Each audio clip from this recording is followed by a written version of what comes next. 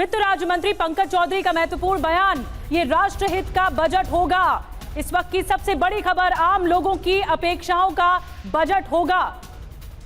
वित्त राज्य मंत्री पंकज चौधरी का बयान आ गया। आमोद राय हमारे साथ, पहले सुनते हैं पंकज चौधरी क्या कह रहे हैं। प्रधानमंत्री जी का जो मंत्र है, सबका साथ सबका विकास, और जिस प्रकार से आपने देखा होगा कि सदैव बजट राष्ट्रहित में आता है, उसी प्रकार से ये भी बजट आएगा। ये राष्ट्रहित का बजट होगा। आमोद राय हमारे साथ पॉलिटिकल एडिटर है। आमोद, बड़ी बात कही कि नेशनलिस्ट बजट होगा, यानी देश हित के लिए सभी बातें होंगी बजट में। निश्चित तौर पे देखिए, जैसा कि पहले से हम लोग चर्चा करते आ रहे हैं कि इसमें रिफॉर्म जारी रहेगा। इसका हिंट पंकज चौधरी ने अपने बयान में कर दिया कि राष्ट्रहित का बजट होगा, और इसमें बहुत कुछ उम्मीद करना कि छूट मिल जाएगी या बहुत कुछ ऐसा चेंज हो जाएगा, ऐसा नहीं हो सकता।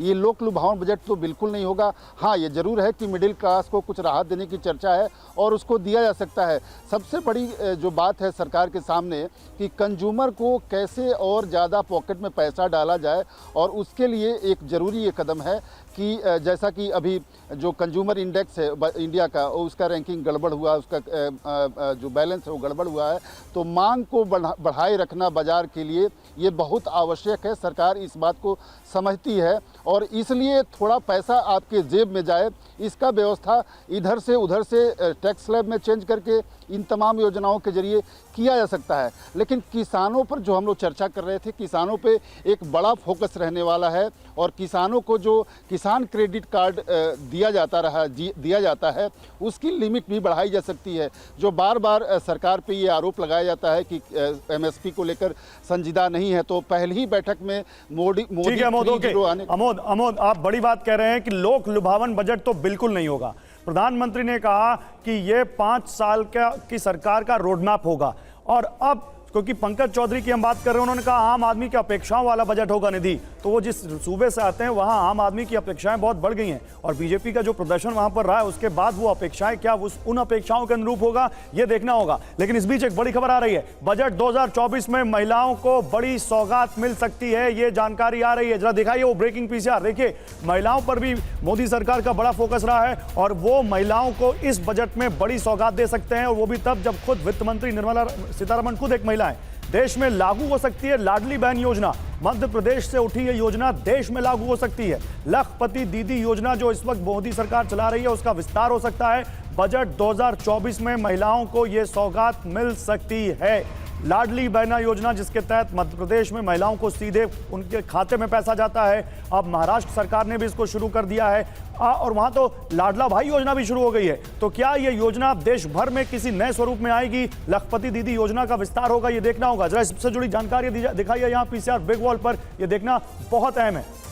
आइए डिटेल्स में आपको बताते हैं कि योजना क्या। ऐलान संभव है, स्कीम देश भर में लागू कराई जाएगी। लाडली बहना योजना मध्य प्रदेश में भी काफी फेमस हुई, और उसके बाद महाराष्ट्र में भी काफी फेमस हुई। अभी कहां है? मध्य प्रदेश में, जैसा कि मैं आपको बता रही हूं, महाराष्ट्र में भी चल रही है। स्कीम क्या है? हर महीने 1250 रुपए दिए जाते हैं, और लाभार्थी कौन होती है? महिलाएं होती हैं जिनकी उम्र 21 से 60 साल की उम्र तक होती है। बिल्कुल, तो यह स्कीम क्या पूरे देश में लागू होगी? सीधे पैसा महिलाओं को।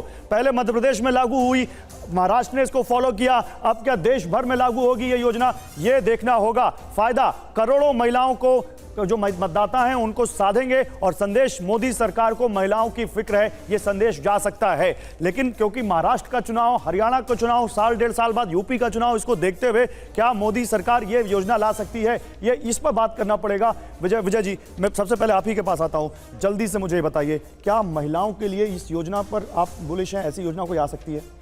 देखिए, निश्चित रूप से महिलाओं के स्वास्थ्य को लेके, उनकी शिक्षा को लेके, ओवरऑल वेलफेयर और सिक्योरिटी को लेके सरकार और समाज हमेशा चिंतित रहा है। कुछ भी प्रयास किया जाएगा, देश की 50% आबादी महिलाओं की है, तो कोई भी प्रयास जिससे उनकी स्वास्थ्य की स्थिति सुधरे, एजुकेशन सुधरे, वो स्वागत योग्य है, और मुझे लगता है सरकार हमेशा करेगी, और इस बजट में भी होना चाहिए। इस बजट में भी होना चाहिए। देखिए, कम शब्दों में बड़ी बात कह दी है विजय जी ने, इस बजट में भी होना चाहिए। अब इस बजट में क्या होगा नहीं होगा ये बात करेंगे आगे, लेकिन चलते हैं सीधे अब सुरभि के पास। उनके पास भी 2 एक्सपर्ट हैं, उनसे भी बात करते हैं। Surabhi, over to you. Alok sir, सवाल आपसे, महिलाओं को सौगात की बात करते हैं तो यहाँ पर प्लीज मेरे साथ आइए, क्योंकि इस राशन मार्केट के साथ साथ मैं आपसे सीधा सवाल कर रही हूँ। महिलाओं को क्या सौगात इसमें मिलने वाली है? देखिए, एक तो महिलाओं की जेब में कुछ पैसा ज्यादा आ जाए, वो ज़्यादा खर्च करने की ओर उन्मुख हों तो ये बेहतर रहेगा। बाकी जो इसका सस्ता महंगा होने का ताल्लुक है उसका ताल्लुक जीएसटी काउंसिल से है, वो बजट का ताल्लुक इससे नहीं बनता। लेकिन मेरी जेब में पैसा ज़्यादा आ जाएगा तो मैं ज़्यादा ये सारे चॉकलेट खरीद लूँगा, ज़्यादा जूस खरीद लूँगा या खरीद लूँगी। तो जैसा कि मुझे बताया गया कि महिलाओं के लिए कुछ एक्स्ट्रा करने की योजना, अगर लाडली बहना योजना वाला कंसेप्ट आ जाता है तो हर महिला के खाते में 1000 1500 जो भी आ रहा है वो अगर उनकी जेब में आ गया तो डेफिनेटली। आप ये कह रहे हैं कि इसमें एक्सपेक्ट नहीं करना चाहिए कि मैं आइटम वाइज अगर चीजों की बात करूं तो क्या सस्ता होने वाला है या क्या सस्ता महंगा का इस बजट के पर्यू से बाहर की चीज है, वो जीएसटी काउंसिल तय करेगी। चलिए ठीक है, लेकिन एक और इंपॉर्टेंट चीज है जो हमारे कंज्यूमर्स जिसको लेकर रोज फल सब्जी की दुकानों पर जाते हैं, इस लिहाज से चर्चा करना चाहूंगी। किसानों की बात हो गई, एग्रीकल्चर की बात हो गई, जॉब क्रिएशन की बात हो गई, एमएसएमई की बात हो गई, यहां इस स्टॉल पर रहते हुए क्या ध्यान में रखा जा रहा है? देखिए, पहली बात तो जो डिस्पोजेबल इनकम अगर बढ़ती है तो उसका एक पहला प्रभाव तो आएगा कि consumers ability to purchase, right, जो अभी प्रोफेसर साहब ने भी कहा, हाँ। वो सभी गुड्स के ऊपर लागू है। सेम एग्रीकल्चर जो गुड्स है उसके ऊपर लागू है, हाँ। लेकिन अगर इस सेक्टर के ऊपर सरकार दूसरी जो आर्थिक नीतियाँ हैं उनके माध्यम से, जो अभी लाडली बहन की योजना की बात की गई, ड्रोन दीदी की बात की गई, लखपति दीदी की बात की गई, अगर एग्रीकल्चर सेक्टर में खास तौर पे मैं आपका ध्यान चाहूँगा फूड प्रोसेसिंग की तरफ। ओके। अब क्योंकि अभी जो प्राइस फ्लक्चुएशंस बहुत ज़्यादा होते हैं वो इसलिए है कि फूड प्रोसेसिंग सेक्टर हमारा बहुत डेवलप नहीं है। पिछले 4-5 साल में जो थोड़ी बहुत तरक्की 2015 से 18 के बीच में, 19 के बीच में हुई थी, वो काफ़ी रिवर्स हुई है। तो अगर सरकार उस सेक्टर की तरफ ध्यान देती है तो मुझे लगता है कि इसकी न सिर्फ प्राइसेस का मॉडरेशन होगा बल्कि सेक्टर के डेवलपमेंट में और कंज्यूमर्स के भले के लिए बहुत कुछ हो